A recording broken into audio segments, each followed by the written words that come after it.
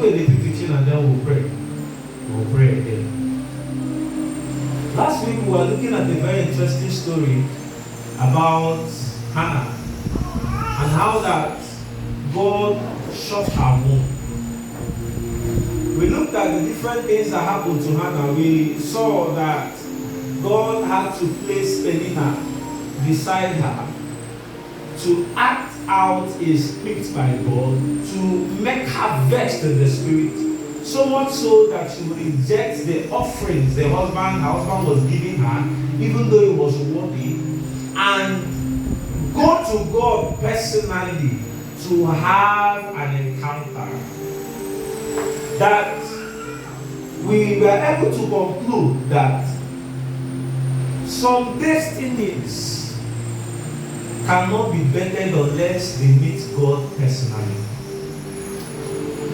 That some occasions in your life will not be solved unless you go and meet God personally, without being chauffeured by a priest or by your friend or by your husband or by someone close to you. You remember Hannah? She didn't go to the priest to say, "This is my request, help me take it to God." She went herself. Every other person was eating and drinking. That day, she did not go with the offering her husband could give. She went by herself. And she looked. The husband, everybody, Eli came and said, "Woman, is it not too early to be drunk? Is it not too early?" And she said, "I am not drunk. I am oppressed in the spirit." And that is what I want to handle. The oppressions that are in the spirit. Oppressions in your spirit. The one that nobody else can see. The one that even though people know of it, they cannot help you. That when that kind of oppression comes, all your helpers will become helpless. Every other person you would want to meet, they will tell you it is well. Even the help they will offer will be insufficient.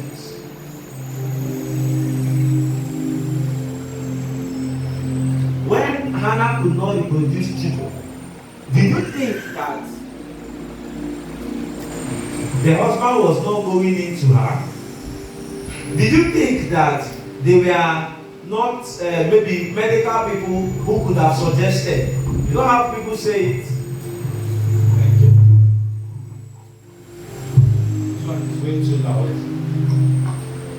You know how people will say that, "Why don't you take your cycle? Why don't you do this?" Though maybe some people will even prescribe different kind of drugs that you might use for it.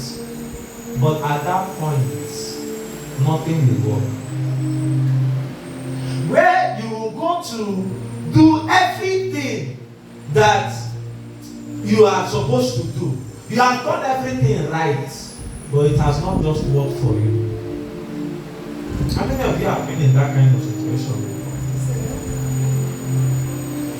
None of you? Serious?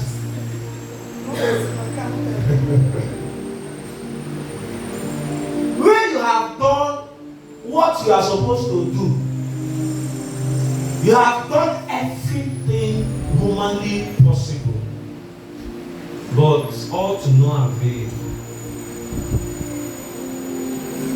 It's as if your own is just different. I have been there. Where you have calculated every effort you have made, and you conclude that where you are not supposed to be there, but it can't be helped. I have been there. Hannah was such a one who was there that day. Let's go to the book of 1 Samuel chapter 1 verse 11.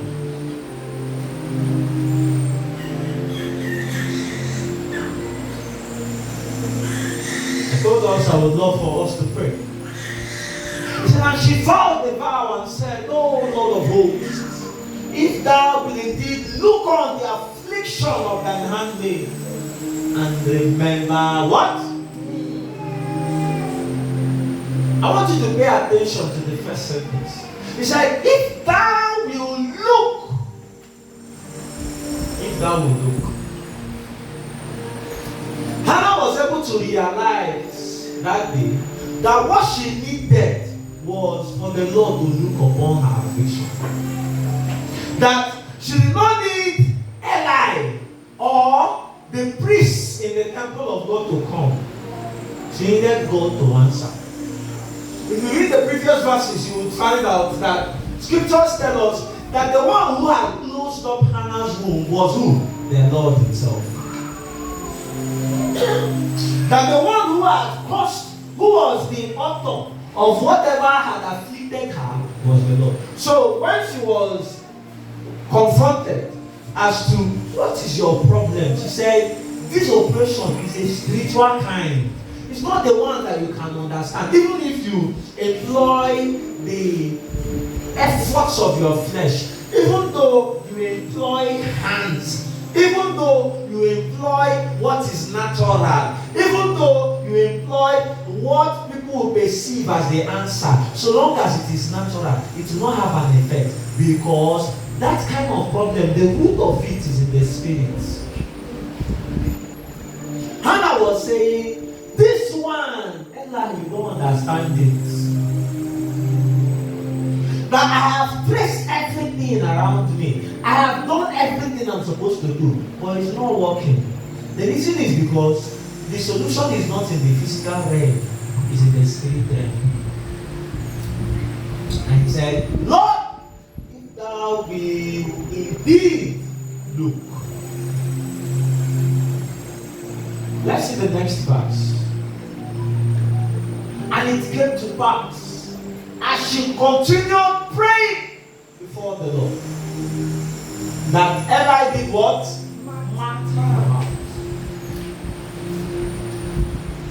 No, go back.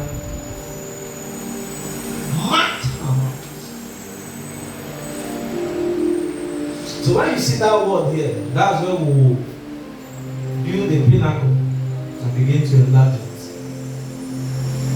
Eli matter. What does that word mean? It means that Eli noticed what she was doing. Eli noticed her mouth was moving. Eli noticed that this woman is doing something. Of course, Eli was not hearing, because the Bible says she was not praying out loud. So Eli noticed. So there was what? Something to notice. Whenever you see a mark, what that mark does is more or less like a signpost to call your attention to something. Are we together? When you put a signboard here and then you write, have you seen an empty signboard before? Like there was nothing written on the signpost, or a flyer that was empty. Have you seen something like that before? So every signpost points to something. Even when in grammar we use, there are what we call signpost words. So when you see those kind of words, you begin to anticipate something. For example, when you see a word like secondly, you know that's the second point. When you see a word like firstly, you know that person is making the first argument. When you see something like in conclusion or conclusively, you know that person is concluding every other point he has made. And most times, those signpost words start a paragraph. I don't know how many of you remember it in English. So, Eli noticed there was a mark. That's what I wanted to notice. No, keep the song for me. There was a mark.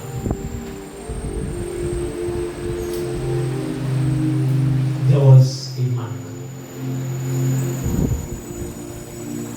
And it was that mark that Eli noticed. But Eli just, of course, Eli felt this woman is wrong. Remember that when she began to pray, her prayer was this, that the Lord will look on her indeed. Don't forget that. So you remember that in 11, and we are saying there's a mark. And then I told you that whenever you see a mark, the reason why you know that notice the mark is so that you can do what? Look, right? Let's go to Genesis chapter 4. Genesis chapter 4. Let's see verse.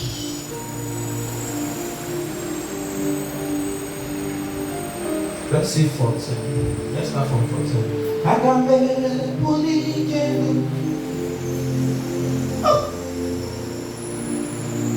Behold, thou hast driven me out this day from the face of the earth, and from thy face shall I be hid.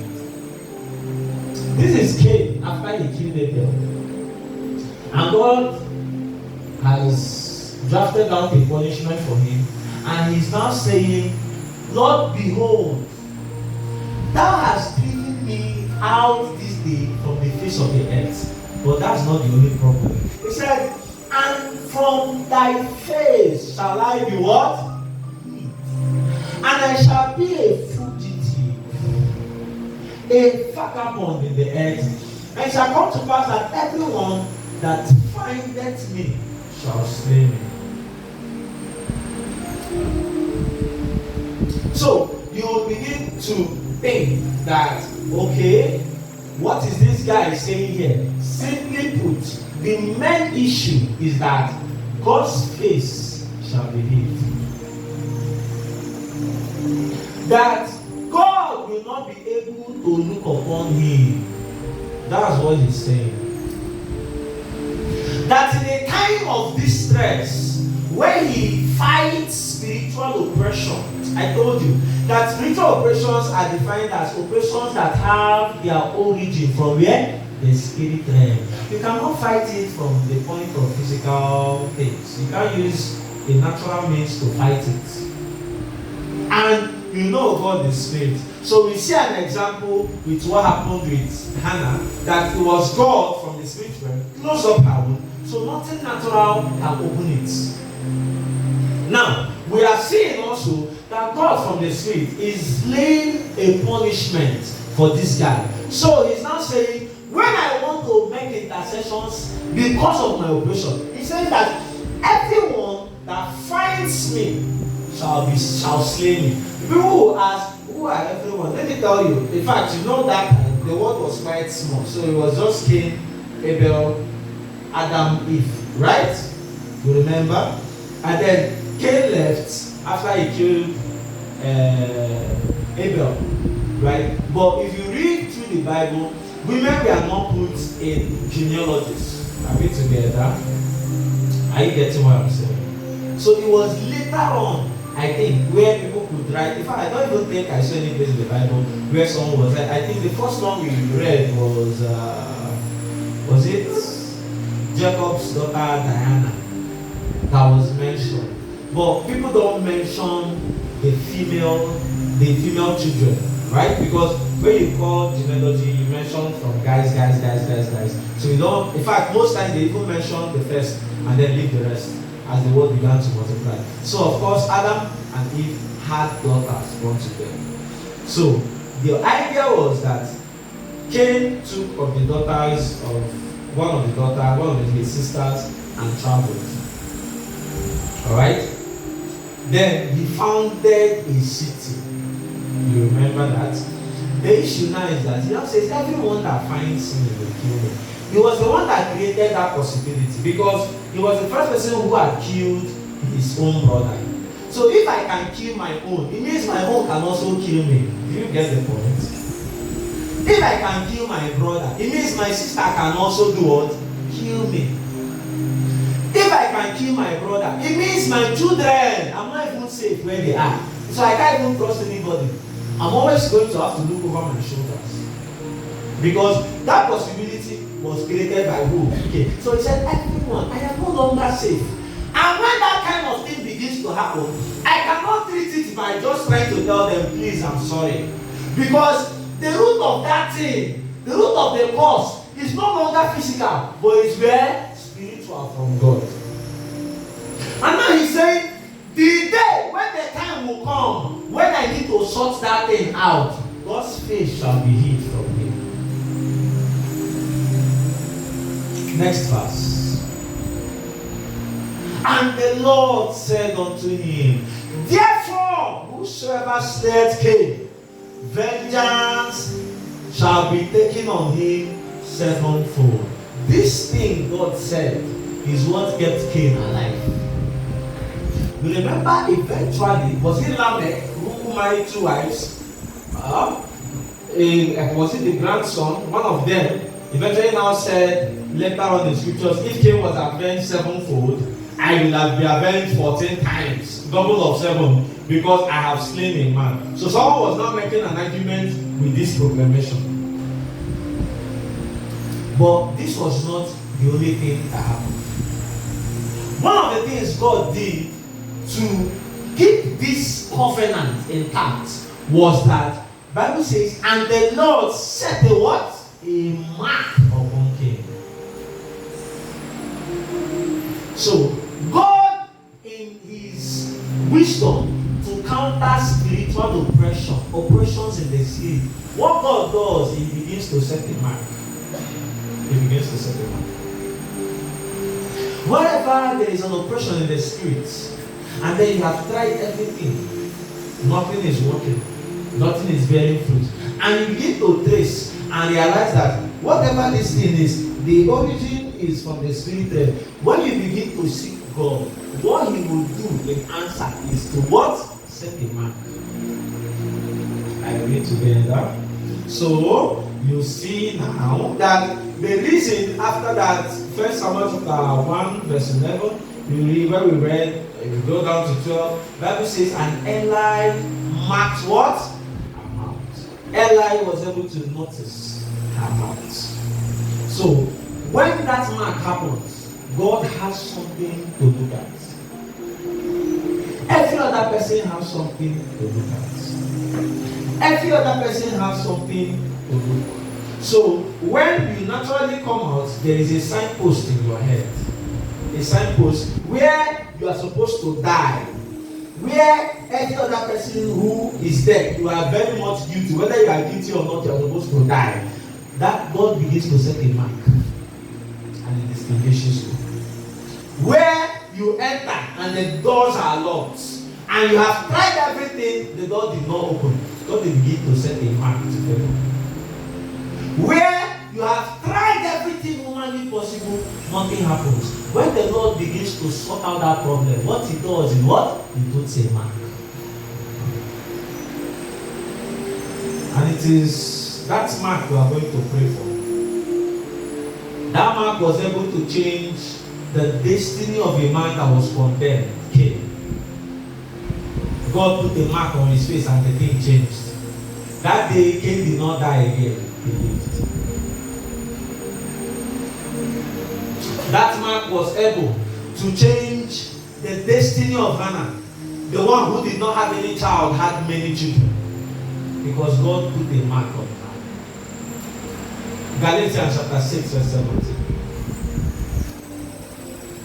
Oh, God.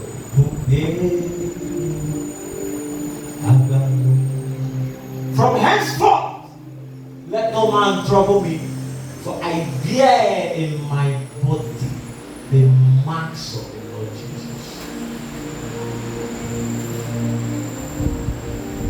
When you have this mark, you go to a place where all the doors are locked, you will be surprised to open for you. Nobody can stand that mark. Even if what you did, what is happening to you, you are a lawful captive. Even if, yes, you deserve the things you are going through. When the Lord seeks your deliverance, when you need to be delivered, the mechanism for God to do that is the mark. Let us pray. Jesus, I want you to be up on your feet. And I want you to begin to ask the Lord, Lord, this is me. Set your mark upon me. Set your mark upon me. Let every door that was shut against me be opened. Set your mark upon me. Let every oppression in the spirit against me, against my family, against my household, let it break because of your mouth. This one is something you have to go and meet with him personally. Jesus. Maybe I have toiled every time. Maybe I have done everything humanly possible. Lord, this time I need your man. This time I need your man. Place your mark on me. Place your mark on me. Place your mark on me. Everyone in my family. Maybe we don't get married early. Maybe we have tried to get married and nothing has worked. Maybe there is a curse on our family. Maybe there is an affliction we don't understand. Put your mark on us. Let oppression be broken.